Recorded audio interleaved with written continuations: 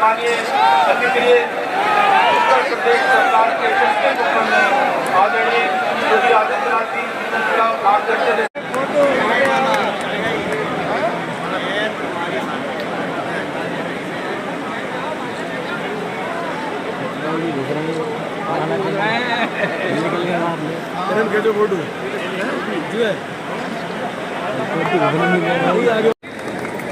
अध्यक्ष जी श्री घनश्याम खंडेलवाल जी और आज हम सब जिनको सुनने आए हैं उत्तर प्रदेश के यशस्वी मुख्यमंत्री जी आदरणीय योगी आदित्यनाथ जी। और मुझे ध्यान है जूम करके दिखेगा मुझको जब पहली बार लोकसभा का चुनाव लड़ना पड़ा सही है, और कामयाब है। आपने पूरा प्यार मेरे साथ बरसाने का काम किया और मैंने पूरे 30 साल आपकी सेवा की जो आसान नहीं है। और वास्तव में आप सबने जो मेरे साथ प्यार व्यक्त किया है मैं इसे शब्दों में व्यक्त नहीं कर सकता। मैं आप सभी का आभारी हूँ। पर पार्टी की एक प्रक्रिया और परंपरा है और पार्टी ने इसीलिए सोचकर अब एक दूसरे हमारे साथी को लोकसभा में प्रत्याशी बनाया है। तो मैं इस निवेदन को लेकर कि मैंने जो कुछ इतने वर्षों में आपकी सेवा की कोई कमी की मैं उसकी माफी चाहता हूँ। और इस विश्वास के साथ इस समय देश को मोदी जी की जरूरत है और मोदी जी के लिए आप सब लोग संकल्पबद्ध हैं, ऐसा मैं समझता और जानता भी हूँ। तो मैं अधिक न बोलते हुए आदरणीय योगी जी हम लोग बात सुनना चाहते हैं। अधिक न बोलते हुए आप सभी का बहुत बहुत आभार व्यक्त करते हुए आपका सहयोग और समर्थन भारतीय जनता पार्टी को मिले आपका बहुत बहुत धन्यवाद। जय हिंद, जय भारत।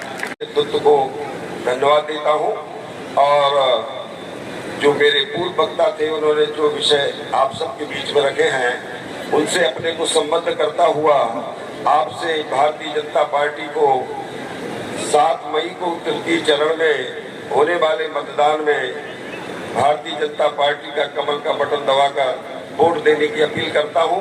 मैं सभी प्रबुद्धजनों को प्रणाम वंदन नमन करता हूं। उनका आशीर्वाद, उनका सहयोग और उनका स्नेह प्यार भारतीय जनता पार्टी के साथ रहेगा। सबका बहुत बहुत धन्यवाद देता हूं। महाराज जी को विशेष प्रणाम करता हूं। उन्होंने आज यहाँ आकर पार्टी के कार्यकर्ताओं को अभी मान्यवर हमारे संतोष गंगवार जी ने कुछ बात कही है। उनका आशीर्वाद मेरे साथ है, पार्टी के साथ है। बहुत वर्षों तक उन्होंने क्षेत्र की सेवा की है और समर्पित भाव से की है। उनके आशीर्वाद के बिना यहाँ पर कोई और कुछ परिकल्पना नहीं कर सकता। मैं उनको भी बहुत बहुत धन्यवाद देता हूँ। उनका आशीर्वाद हम सबके साथ है। धन्यवाद। अब हम जिनको सुनने के लिए यहाँ बेताबी से गठित हैं, मैं अपने ऐसे उत्तर प्रदेश के यशस्वी मुख्यमंत्री परम पूज्य आदरणीय योगी आदित्यनाथ जी को आमंत्रित करूँ कि आप आए और हम जोरदार तालियों के साथ आज बरेली कॉलेज के इस मैदान में आयोजित प्रबुद्ध वर्ग सम्मेलन में अध्यक्षता कर रहे मान्यवर घनश्याम खंडेलवाल जी, आज की मुख्य अतिथि उत्तर प्रदेश के यशस्वी मुख्यमंत्री मान्यवर योगी आदित्यनाथ जी, पूर्व केंद्रीय मंत्री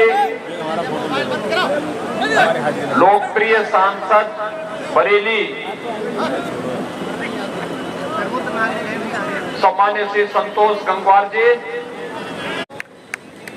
लोकसभा चुनाव की घोषणा के कुछ ही दिन पहले मुझे बरेली आने का अवसर प्राप्त हुआ था।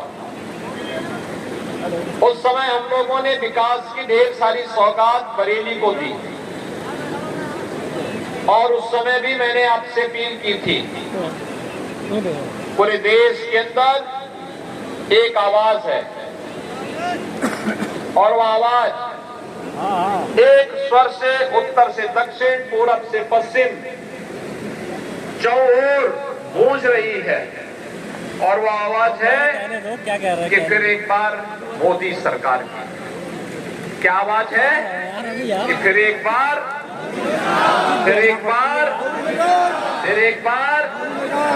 मोदी सरकार।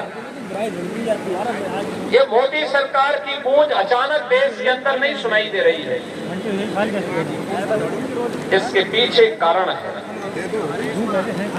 मोदी जी ने 10 वर्ष तक देश के लिए जो परिश्रम किया, जिस ईमानदारी और प्रतिबद्धता के साथ देश को विकास की नई बुलंदियों तक पहुंचाया, सुरक्षा का एक बेहतर वातावरण दिया, निवेश के लिए अनुकूल परिस्थितियां पैदा की, नौजवानों के लिए आजीविका की व्यवस्था दी, दो स्पष्ट खेतों में अपने आप बटा हुआ है।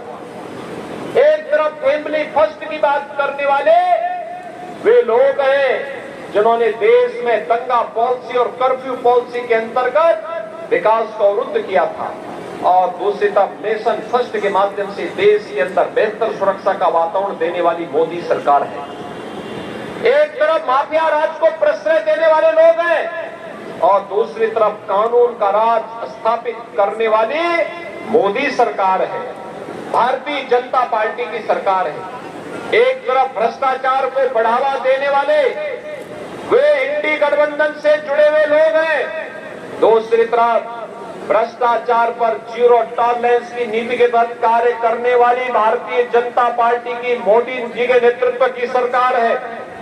एक तरफ तुष्टीकरण के नाम पर चेहरा देख करके योजनाओं का लाभ दे करके आस्था के साथ खिलवाड़ करने वाले लोग हैं, और दूसरी तरफ सबका साथ और सबके विकास के माध्यम से भारतीय आस्था को सम्मान देने वाली भारतीय जनता पार्टी की सरकार है।